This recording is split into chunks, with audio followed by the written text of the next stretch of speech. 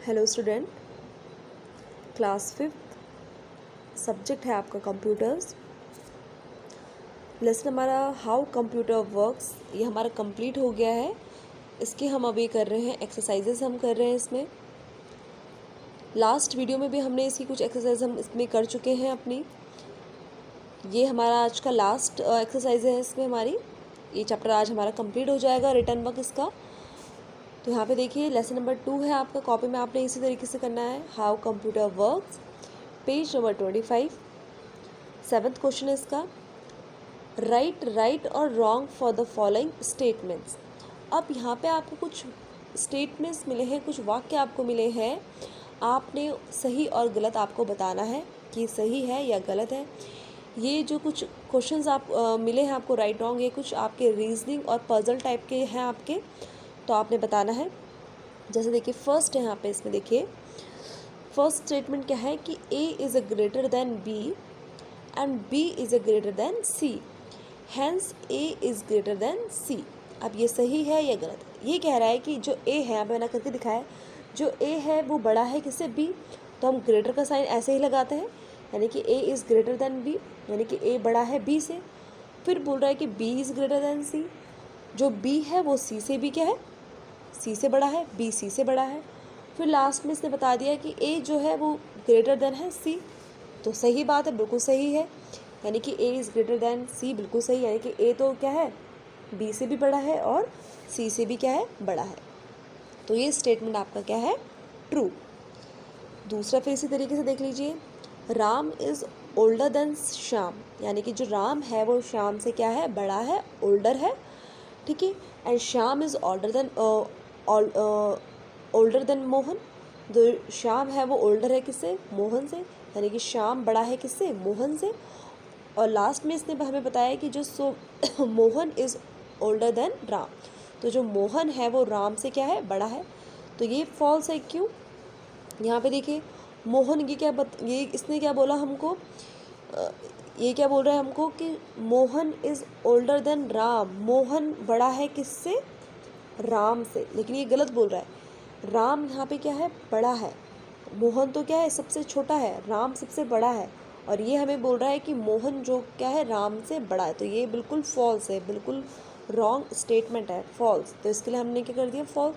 यहाँ पे आप राइट भी लिख दीजिए, मैंने राइट करा है यानी कि सही के लिए, और यहाँ पे आप रॉन्ग लिख दीजिए यानी कि फॉल्स, ठीक है, राइट या रॉन्ग।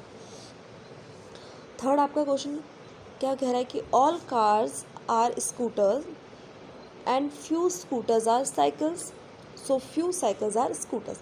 अब यहाँ समझिए, ऑल कार्स यानी कि कार्स हैं, कुछ कार्स हैं जो सारी कार हैं, यानी कि ऑल कार्स, इसलिए हमने इसको राउंड कर लिया। ऑल कार्स क्या हैं आपकी?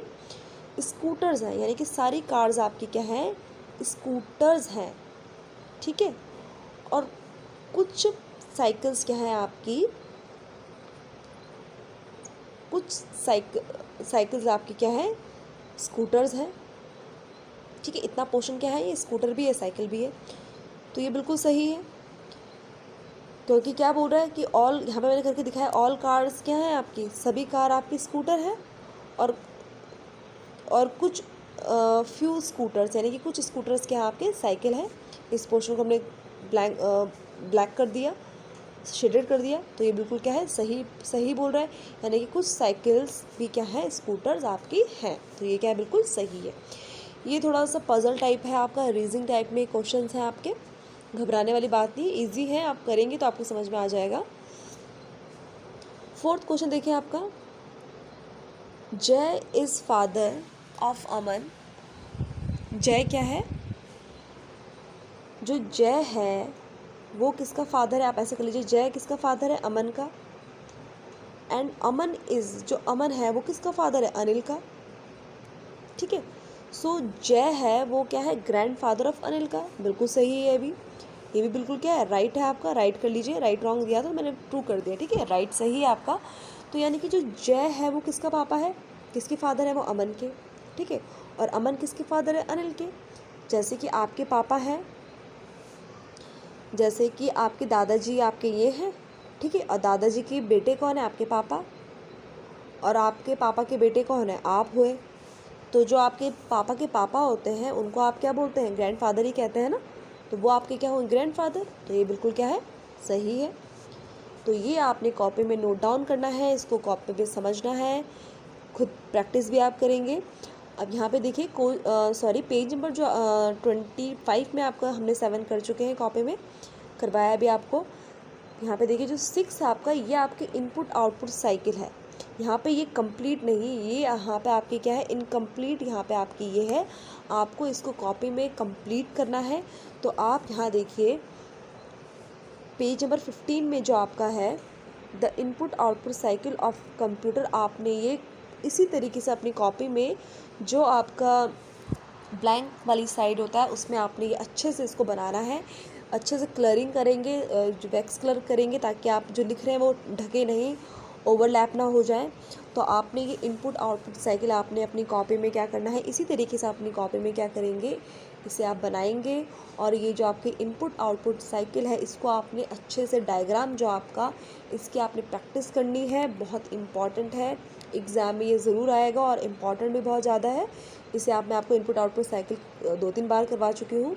तो कॉपी में आपने इसको क्या करना है, अच्छे से नोट डाउन आपने इसको करना है। आपको पता है कि सबसे पहले जो आपके इनपुट डिवाइसेस के थ्रू हम क्या करते हैं, अपना डाटा एंटर करते हैं। उसके बाद आपका जो मेमोरी, रैंडम एक्सेस मेमोरी में जाता है, रीड होती है आपकी, जो आपका प्रोसेसिंग करना होता है, फिर आपकी प्रोसेसिंग होती है। उसके बाद लास्ट में आपका आउटपुट डिवाइसेस के थ्रू आपको रिज़ल्ट आपको मिलता है। ठीक है, तो ये आपका क्या है, आपने इसको करना है, समझना है, इसको प्रैक्टिस करनी है आपने। चैप्टर आपका यहाँ पे कंप्लीट हो चुका है। नेक्स्ट हम इसका नेक्स्ट लेसन स्टार्ट करेंगे हम ऑन टुमारो। तो चैप्टर्स आप पढ़ते रहेंगे और इनपुट आउटपुट साइकिल आप ज़रूर इसको लर्न करेंगे, समझेंगे, डायग्राम प्रैक्टिस करेंगे। So thank you class.